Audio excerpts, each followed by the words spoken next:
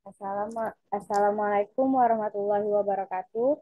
Perkenalkan, nama saya Gina Rahadatul Aisy dengan NIM F1C220031 dari Program Studi Matematika Universitas Jambi. Baiklah, di sini saya akan membuat video tutorial pengolahan data MANOVA pada SPSS. Adapun datanya sebagaimana berikut. Variabel independennya yaitu perilaku AA, perilaku C, dan perilaku MC. Sedangkan variabel dependennya ada low dan high.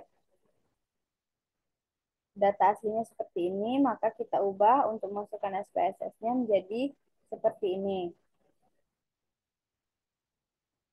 Kita kelompokkan sesuai low sama-sama dengan low dan high sama-sama dengan high. Ini. Lalu kita dibuka SPSS. Pada variabel view, kita tuliskan pertama name-nya yaitu perlakuan. Perlakuan. Yang kedua yaitu low, dan yang ketiganya yaitu high. Nah, desimalnya kita ubah menjadi 0 saja semuanya.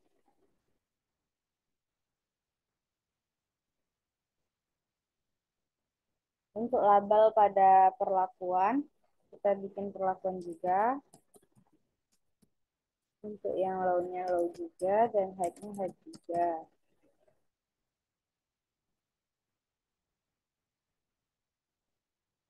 Untuk values, untuk value yang perlakuan, itu karena ada 3 tadi kan, maka kita bikin juga satu. Value satunya, maka labelnya perlakuan AA. Ditambahkan untuk 2 labelnya perlakuan C tadi kan. Terus yang ketiga yaitu perlakuan C. Oke, kita klik oke. Nah, untuk measure-nya di sini perlakuan itu datanya data nominal, sedangkan low dan high itu data skala. Nah, oke, udah selesai bagian variabel view-nya, maka kita masuk ke data view. Nah, data view kita salin saja data dari Excel kita tadi ke SPSS kita. Kita salin.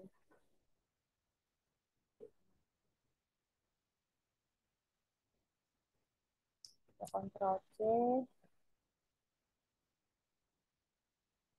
dan kita pastikan di sini.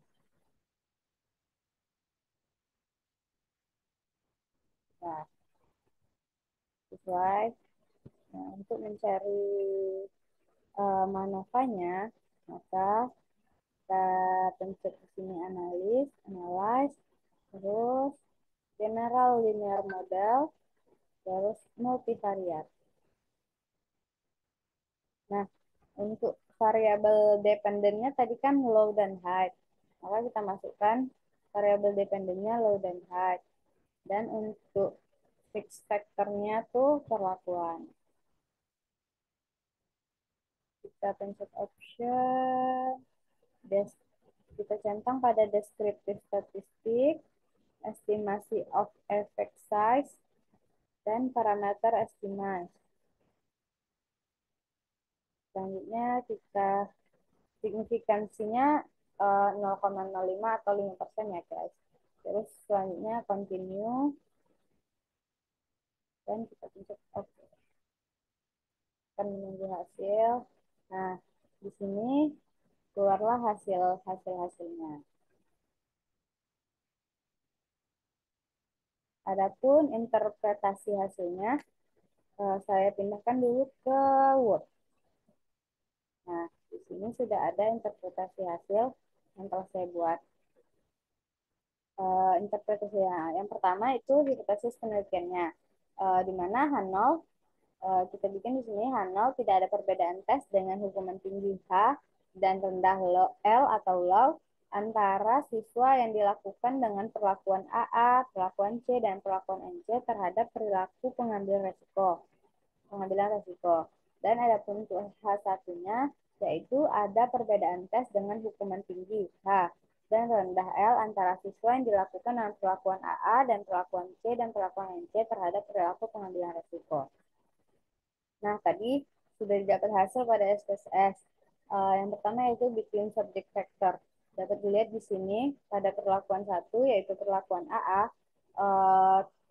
banyak datanya sebanyak 30 data. Dan perlakuan 2 yaitu perlakuan C datanya sebanyak 28 data. Sedangkan perlakuan 3 yaitu perlakuan NC datanya sebanyak 29.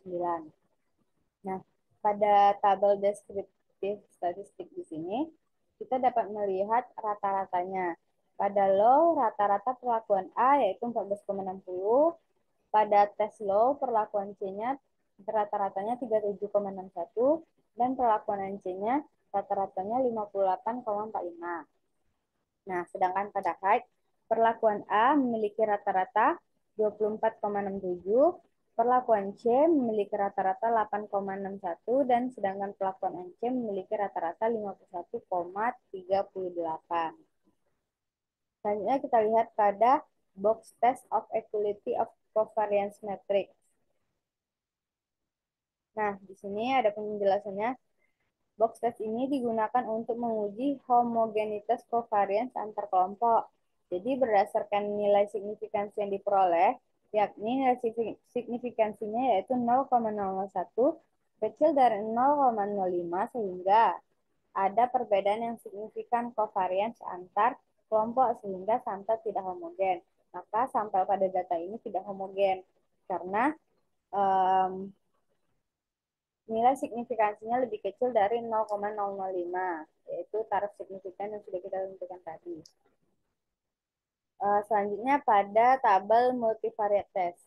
Nah, di sini kita bisa lihat pada Wilks lambda. Nah, penjelasannya yaitu Wilks lambda sering digunakan dalam uji multivariat. Berdasarkan tabel, nilai F sebesar 219,497. Dapat kita lihat di sini, pada Wilks lambda nilai F-nya yaitu 219,497 dengan nilai signifikansi sebesar 0,00, yang mana nilai signifikansinya lebih kecil dari 0,05 sehingga tolak H0. Maka ada perbedaan tes dengan hukuman tinggi H dan L antara siswa yang dilakukan dengan perlakuan AA, perlakuan C, dan perlakuan NC terhadap perilaku pengambilan resiko. Ini dapat kita ambil kesimpulannya dari hipotesis kita tadi. Karena signifikansinya kecil dari 0,05, maka H0-nya ditolak dan H1 diterima. Selanjutnya, pada tabel test of between subject effect, dapat dilihat penjelasannya. Penjelasan yang pertama kita lihatnya pada nilai signifikansi di perlakuan. Yang ini. Penjelasan pertama itu hubungan antara perlakuan yang dilakukan dengan tes law memiliki nilai signifikansi 0,00 kecil dari 0,05 sehingga hal ini berarti bahwa ada perbedaan antara siswa yang dilakukan dengan perlakuan AA, perlakuan C, dan perlakuan NC terhadap perilaku pengambilan resiko. Yang kedua yaitu hubungan antara perlakuan yang dilakukan dengan tes height memiliki nilai signifikansi 0,00 juga. Ini ya. Nah, yang mana 0,00 itu sendiri kecil dari 0,05. Sehingga hal ini berarti bahwa ada perbedaan antara siswa dalam perlakuan AA, perlakuan C, dan perlakuan NC terhadap perilaku pengambilan resiko. Baiklah, sekian dari saya video tutorial ini. Bila ada kesalahan saya mohon maaf. Wabillahi taufiq wal hidayah. Wassalamualaikum warahmatullahi wabarakatuh.